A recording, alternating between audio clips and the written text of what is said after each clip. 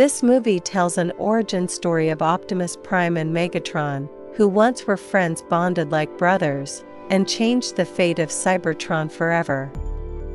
This movie is a generic, predictable, and formulaic product. At every stage in the film, it pretty much goes exactly where you'd expect it to. This movie asks an uninteresting question of how did Optimus Prime become Optimus Prime, and answers it with a perfectly calibrated kids' film that does almost nothing to delight or excite.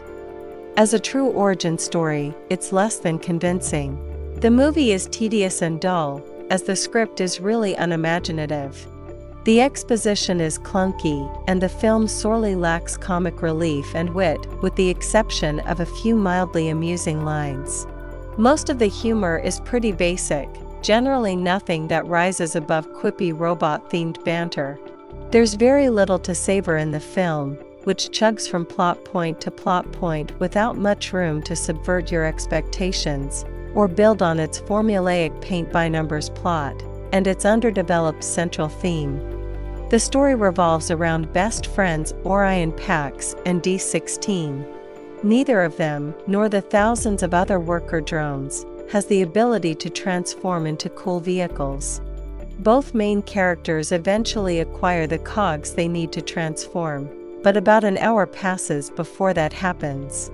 That means that for the majority of its runtime, the movie can't even take advantage of the big thing it has going for it, which is the freedom afforded by the medium of animation to cut loose with really creative character designs. So this is a Transformers movie where the Transformers mostly don't transform. Moreover, the character's transformation toward the end of the movie feels unearned. Orion Pax doesn't exhibit any particular aptitude for leadership, nor does he demonstrate the kind of concern for the community that would justify his becoming the heroic Optimus Prime.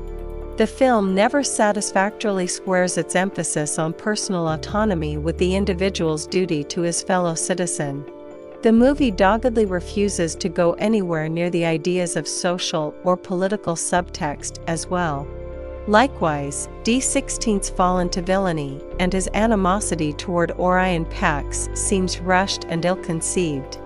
The breaking of their friendship occurs because that's what must happen to set up the war between Autobots and Decepticons, but neither their personalities nor their actions up to that point give the moment a feeling of authenticity. All that Cybertron lore and backstory can be interesting at times, but none of it is covered with enough depth or novelty to feel fresh. The plot is too busy juggling a fetch quest and a razor-thin political conspiracy to reliably keep that narrative train on the tracks. The lack of much ingenuity extends to the animation. The shiny chrome-covered aesthetic begins to feel hollow after a while. The city feels more like a toy set than a physical place, and the facial animation is a bit stiff and expressionless even for robots. Overall, it's not worth to spend time to watch this. We do not recommend this movie at all.